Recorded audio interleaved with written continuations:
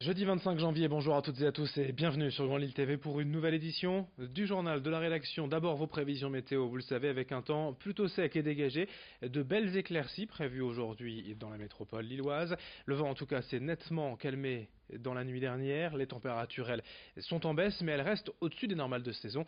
On aura 9 degrés aujourd'hui et pour les maximales à Lille. Les prévisions météo complètes, elles, c'est après ce journal. L'actualité à la une, d'abord les chiffres du chômage publiés hier par Pôle emploi. En décembre, dans la région, le nombre de chômeurs a progressé de 0,7% pour s'établir à 382 680, soit une hausse de 2,2% en un an. L'augmentation est particulièrement sensible dans le Nord, avec plus 4% de demandeurs d'emploi en 12 mois, 180 290 chômeurs dans le département du Nord. L'actualité en images, c'est aussi le nouvel ancrage du géant de l'informatique IBM dans la région, avec l'inauguration hier à Lille du tout premier centre d'opération de sécurité en France, une véritable forteresse dédiée à la protection des données, un pôle sécurité fonctionnant 24 heures sur 24 et 7 jours sur 7. Pour l'instant, 10 salariés, mais il devrait être une centaine d'ici quelques mois selon les responsables d'IBM. Ce genre de centre est devenu indispensable pour la France et ses entreprises désormais cibles récurrentes des cyberattaques, et c'est donc dans la région, ici à Lille, qu'a choisi de s'implanter le géant américain. Explication au micro de Xavier Silly.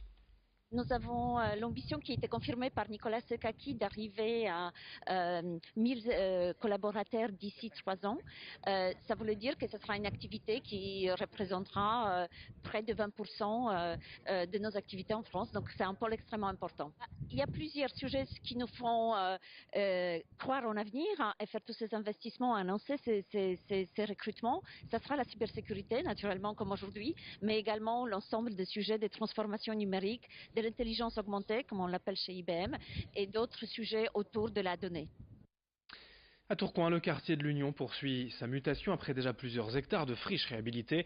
C'est autour de l'ancien stockage du peignage de la Tossée d'être actuellement rénové. Un bâtiment de 7000 m² pour lequel la société d'économie mixte Ville Renouvelée a lancé un appel à projet.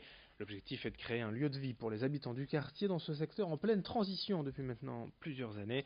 4 anciennes usines ont déjà été rénovées ici, entièrement réhabilitées. Les opérateurs souhaitant donc se lancer dans ce grand projet ont jusqu'au 14 mars pour présenter leurs propositions. Les travaux ne devraient pas débuter avant 2019. Explication au micro d'Alexis Tessier. Ce qu'on attend, c'est de l'imagination, comme je l'ai dit, c'est-à-dire des réponses programmatiques qui viennent répondre à notre ambition de créer un morceau de ville avec plein de composantes. Donc on voudrait trouver, en profitant de ce patrimoine et des qualités de ce patrimoine, des réponses très ouvertes, avec, je dirais, un espèce d'échantillonnage de la ville qu'on veut constituer sur l'Union. Donc voilà, j'y habite, j'y travaille, j'y fais de l'activité de loisirs. Et je peux aussi trouver une restauration en rez-de-chaussée et des commerces pour mes besoins. Voilà. En bref, un accident de personne tôt ce matin sur les voies à hauteur de l'Équin. Un TGV Ouigo est resté plusieurs longues minutes à l'arrêt à hauteur de l'Équin en partance de Lille vers Paris. Du coup, plusieurs minutes, voire plus d'une heure de retard pour les TGV au départ de Lille vers Paris ce matin à cause de cet accident. À l'homme, le salon 48 heures pour l'emploi et la formation se tient aujourd'hui et demain au cinéma Kinépolis. Une cinquantaine d'entreprises seront présentes et plus de 1000 postes à pourvoir. Et puis notez que Miss France 2018, Maëva Cook, la nordiste, sera en dédicace ce samedi après-midi au centre commercial V2 à Villeneuve-d'Ascq. Un événement toutefois limité aux détenteurs de la carte de fidélité du centre.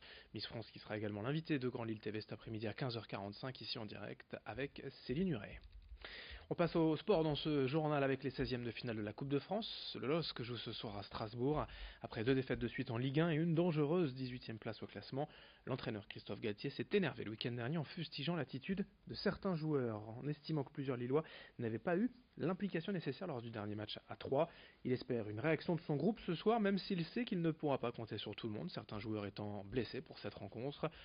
Hasard du calendrier, Lille et Strasbourg se retrouveront ce week-end en championnat de Ligue 1, cette fois au stade Pierre-Mauroy.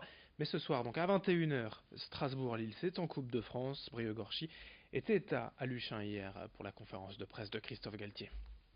La colère des supporters, c'est souvent de la tristesse. On n'est pas en colère comme ça. Souvent, c'est un sentiment de tristesse très profond qui déclenche de la colère.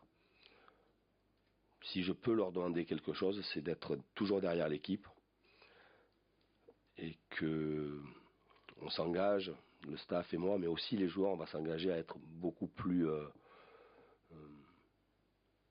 entreprenant, beaucoup plus dynamique, sans être à l'abri d'avoir des contre-performances, mais au moins de donner plus que ce que nous avons pu donner sur les 2 derniers matchs. Et pour finir ce journal, tout autre chose à la découverte à Roubaix d'un nouveau restaurant portugais, Fabrica, qui a ouvert début janvier. Une ambiance de bistrot chic, un lieu privilégié et atypique que nous présente Idil Gunaï.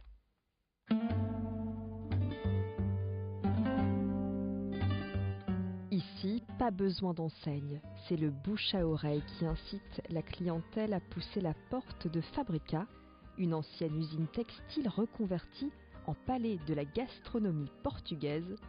Poulpe, volaille et morue sont cuisinés dans la tradition ibérique. On est parti sur des plats revisités, tout en gardant quand même la cuisine traditionnelle portugaise, mais présentée différemment, avec une morue qui est un peu supérieure. Après, je pense que au niveau du décor aussi, je pense qu'aujourd'hui, au niveau des restaurants, on donne une image du Portugal un peu vieillotte au niveau de la restauration. Et aujourd'hui, au Portugal, vous allez à Lisbonne, à Porto ou à Aveiro, un peu partout au Portugal, vous avez des lieux qui sont très très très modernes et qui sont très atypiques. Et du coup, on a voulu vraiment montrer cette image du Portugal d'aujourd'hui, en fait. Pour proposer une morue d'exception, Amandio et son père ont créé, au sein même du restaurant, une centrale de dessalage unique. Je pense, et je suis donc pratiquement sûr que c'est la seule au monde, on a étudié en fait comment pouvoir automatiser et avoir un dessalage impeccable au niveau de la morue, dont l'eau est refroidie, dont vous avez des capteurs pour capter le taux de sel dans l'eau, et tout est automatisé. Fabrica, une ambiance et des saveurs, de quoi vous transporter entre Porto et Faro.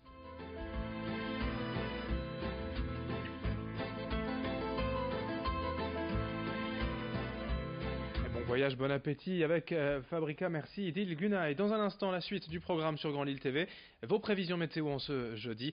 Et lors du prochain quart d'heure, l'actualité régionale. Très belle journée à toutes et à tous, ensemble sur Grand Lille TV.